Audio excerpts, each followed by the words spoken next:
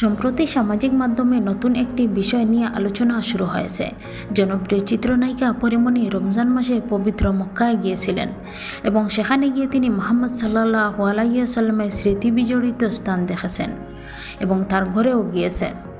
এমন খবর ছড়িয়ে পড়তেই নেটিজনদের মধ্যে শুরু হয়েছে নানান আলোচনা এবং সমালোচনা।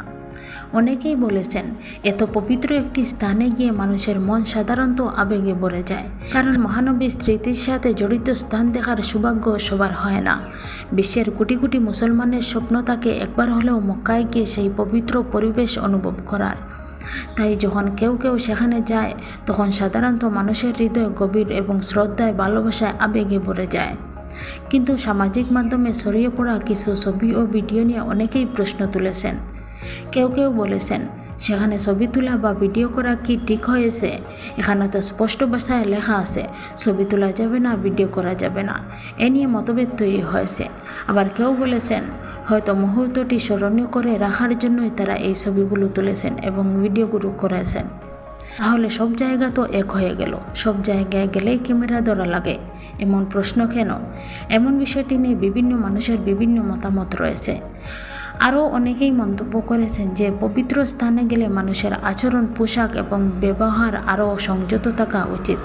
সেখানে তো পরিমণির সাথে বারিশা হক, উনি তো বোরকাও পরেননি, বেয়াদবের সাথে উনি গেছেন ওখানে।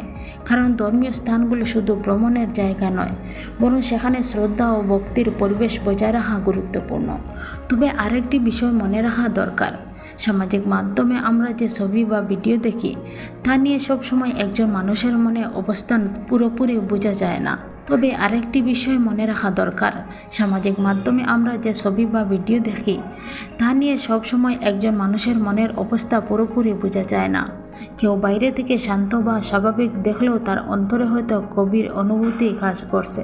সবশেষে বলা যায়, পবিত্র স্থানগুলো আমাদেরকে বিনয়, সম্মান এবং আত্মসমালোচনার শিক্ষা দেয়। তাই সেখানে গিয়ে কেমন আচরণ করা উচিত সে বিষয়ে সচেতন থাকা আমাদের দায়িত্ব এবং কর্তব্য।